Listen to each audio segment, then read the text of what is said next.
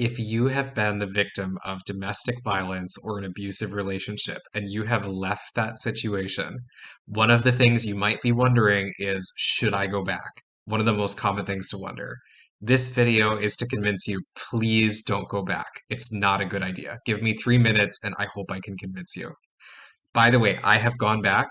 It never ended well. I've talked to many, many, many people who have gone back. It's a common thing. I've literally never ever heard of it ending well. What usually happens is that the abuser gets better for 1 or 2 days, maybe a week, and then the abuse starts up again and probably gets worse. We're going to cover 3 things in this video. Number one is why people often go back. Number two is what I think you should tell yourself if you feel like you might be going back or if they're telling you to come back.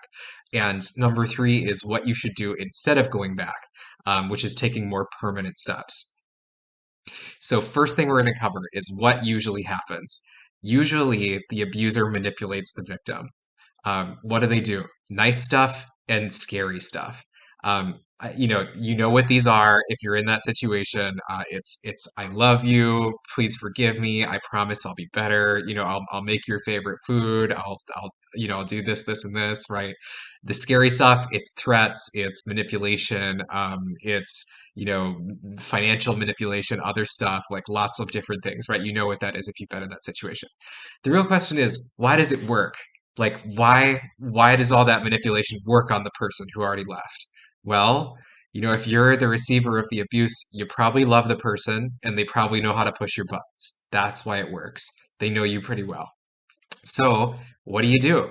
This is part two of the video is what do you do? Here's what I think you should do. You should tell yourself 4 things. Number one, you left for a reason. It got so bad that you had to actually physically leave the situation, tell them it was over, etc. Please remind yourself of what it was that caused you to leave and remember that. Number two, remind yourself they're probably not actually going to change. Have they really changed before? Or have they just, tried to change for a couple days and then stopped? Or just promised to change and then not done it? Most abusers in the situations that I've heard of do not actually change. There's just something about the way that their brains are wired and the self-awareness and stuff. It's not a common thing that happens. Number three thing to remind yourself, they're probably not actually sorry if they're doing any version of still blaming you. So if they're saying, oh, I'm sorry I hit you, or I'm sorry I screamed in your face, and did whatever they did, but you shouldn't have said that thing to me either, or like, I'm sorry that I did all this, but it was kind of your fault anyway, or I'm sorry, but I was having a hard day. Nope, that's not a real sorry. If they're still blaming you, if they're still saying, putting rules for you, conditions for you, if they're not taking responsibility for that, not a real sorry, don't go back. They still don't really think that it's their fault and they're really not going to change.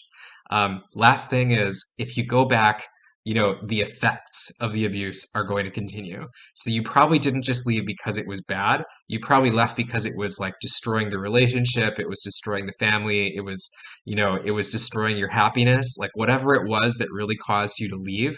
Remember that. Remember what they did. Remember what the effect was. Number three part of the video. What should you do instead of going back? The answer is take permanent steps. So take willpower out of the equation, stop asking whether you should go back or shouldn't go back, and just do things that will make it so that you can't even go back in the future, even if you wanted to. We'll talk about that in the next video.